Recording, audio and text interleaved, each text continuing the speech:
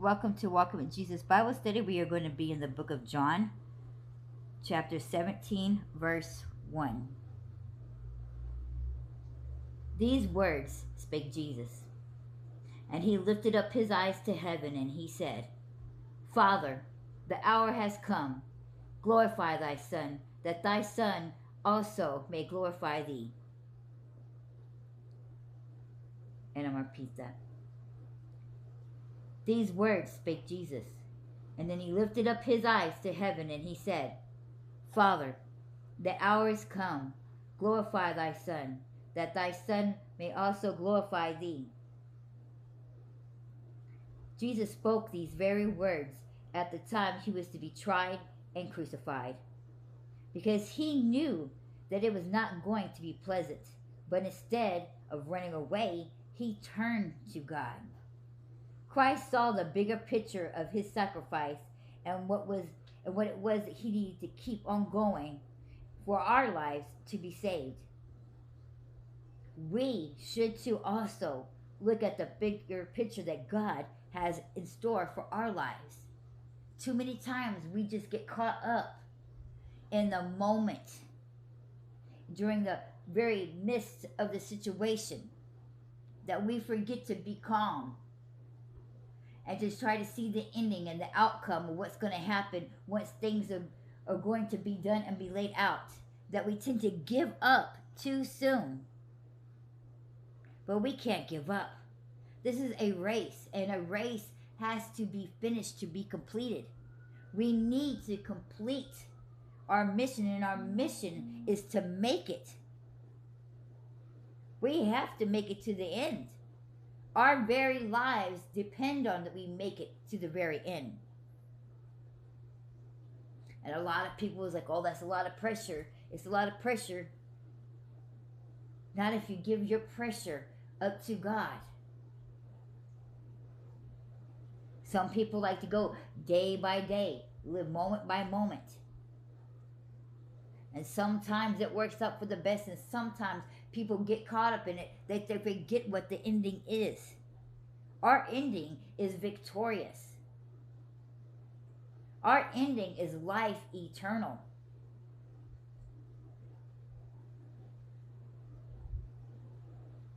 If Shadrach, Meshach, and Abednego was to get caught up in the moment as they're being dragged into the fire,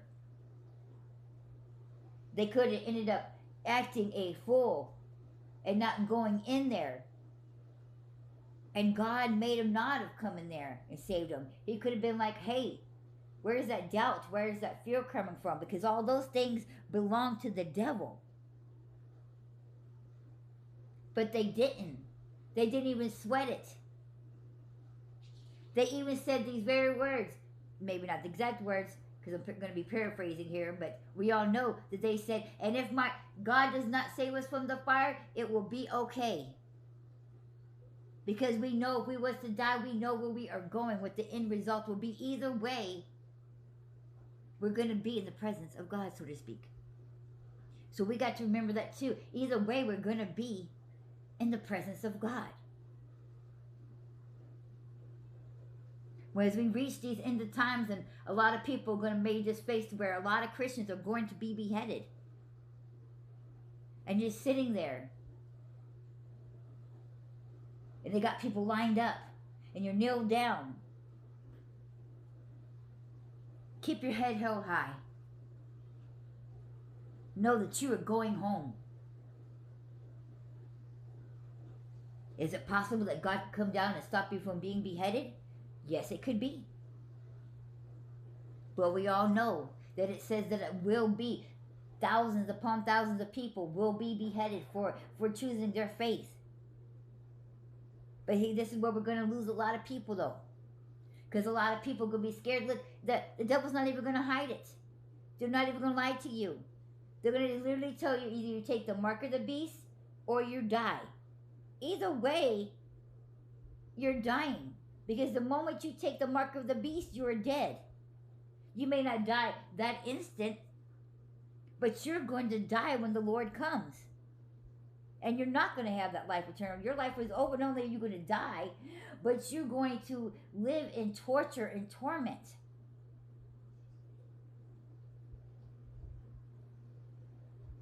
Don't do a Peter. Don't deny God. They may sit there and threaten you with death, but you know that really when they threaten you with your life, they actually threaten you with life. God says in the scriptures, oh, how pleasant it is for those who give their life for him. So if he's saying that, what can you imagine what your reward's going to be? So you just hold your head up and you just sit there and think, yes, man, I choose Jesus. I choose life. Every day it says to deny yourself. And the only thing that's going to be hurting is your flesh, not your spirit. It says also in the scriptures, do not be afraid of the ones that can only do your body harm, but be afraid of the one that tells where your spirit's going to go. And that is God. Only God can do something to your spirits. Only he can kill your spirits. Only he can give it life.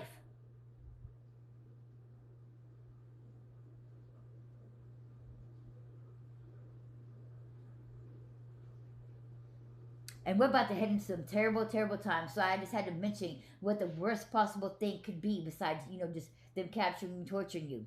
Because there's going to be people that's going to lose their homes. They say there's going to be so many people that's going to be so, there's not going to be no jobs. The banks are all going to shut down. You can't even get the money. People who thought they was going to be okay because they had all this money saved up, they ain't going to be able to get a hold of the money because the bank going to remember who belongs what.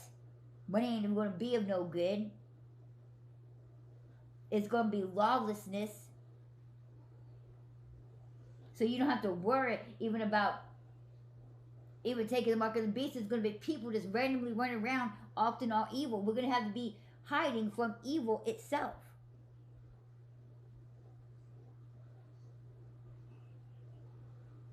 And those that are sitting here being prepared and getting those bunkers all down ready, God didn't tell you to do that. God said, don't you fear. I will protect my children. I got you. Those that think they got it made sitting in those bunkers, what do you think, the military and all these other people are going to do? You're going to be under more attack because they're going to steal what you have.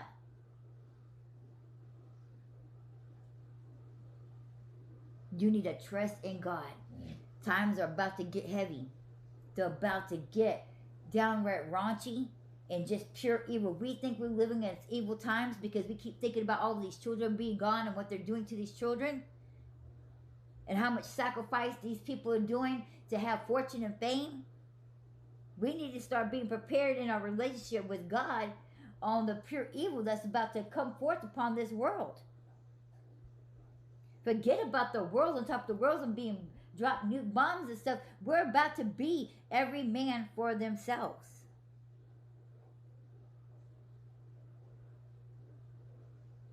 But don't stress and don't worry, because you need to put all that energy into your relationship with God, into this word of God.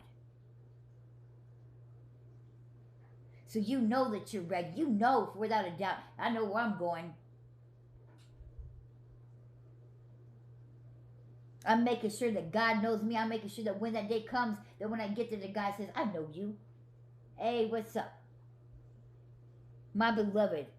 So proud of you. Look what you did. You talked my ear off. You had me so busy. Good job. Those are the certain words that we want to hear, things on that matter.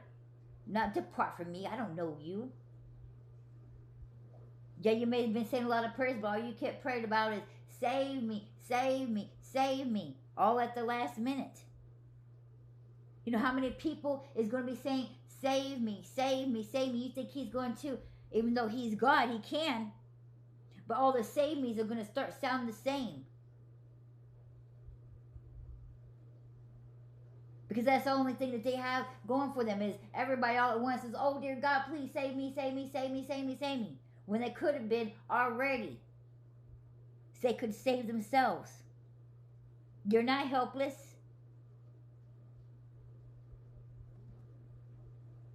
Get a jump start. Everybody's preparing. stacking food. How about you need to start preparing your